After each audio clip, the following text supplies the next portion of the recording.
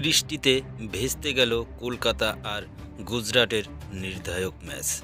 এই ম্যাচটি গুজরাটের জন্য ছিল খুবই গুরুত্বপূর্ণ ম্যাচ, আর কলকাতার জন্য ছিল এটা শুধুই মাত্র পরীক্ষা নিরীক্ষার জন্য। প্লে অফের অঙ্কে টিকে থাকতে হলে দুটি ম্যাচই জিততেই হতো গুজরাট টাইটান্সকে।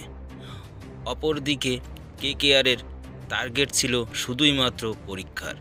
প্রথম দল হিসেবে প্লে অফে নিশ্চিত করে ফেলেছে কলকাতা নাইট রাইডার্স, আর এখনও অবধি একমাত্র কেকেআরই প্লে অফে নিশ্চিত।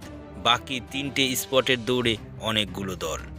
আহমেদাবাদের বৃষ্টি আতঙ্ক তুলে ফেলেছিল দুই দলকেই।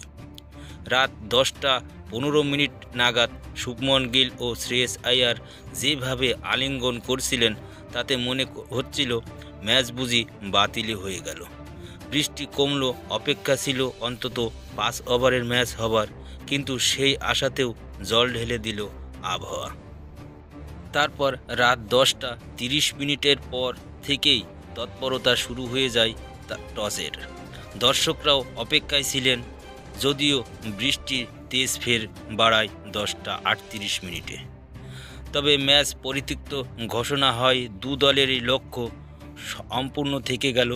কলকাতা নাইট রাইডার্সের বিরুদ্ধে ম্যাচ ভেস্তে যাওয়ায় প্লে অফের অঙ্ক শেষ হয়ে গেল গুজরাট টাইটান্সের। তাদের পরবর্তী ম্যাচটি শুধুই নিয়ম রক্ষার। কলকাতা নাইট রাইডার্সের পরীক্ষা করা হলো না। কেকেআরের পরবর্তী ম্যাচ রাজস্থান রয়্যালসের বিরুদ্ধে গুয়াহাটিতে।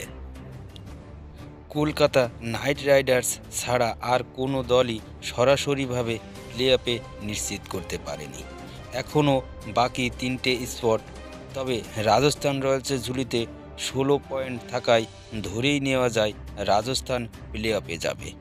আরও একটা জয় ছাড়া সরাসরিভাবে বলা যাচ্ছে না 16 পয়েন্ট পৌঁছানোর সুযোগ রয়েছে সানরাইজ হায়দ্রাবাদের কাছেও। তবে লখনৌ সুপার জায়ান্টের রয়েছে 3টি স্পটের দৌড়ে 6টি দল রয়েছে। সরাসরিভাবে বিদায় হয়ে গেছে মুম্বাই ইন্ডিয়ান্স, তারপরেই পাঞ্জাব কিংস এবং গতকালে গুজরাট টাইটান্সও বিদায় হয়ে গেছে। প্লে অফের দৌড়ে এখন রয়েছে Rajasthan Royals, Lucknow Super Giant, Sunrise Hyderabad, Chennai Super Kings, Royal Challenger Bengaluru এবং দিল্লি ক্যাপিটালস। আজই কঠিন অঙ্কের সামনে দাঁড়াবে দিল্লি ক্যাপিটালস। তাদের ঝুলিতে রয়েছে 12 পয়েন্ট। আজ লখনৌকে হারাতে পারলে 14 পয়েন্ট পৌঁছে অপেক্ষায় থাকতে হবে।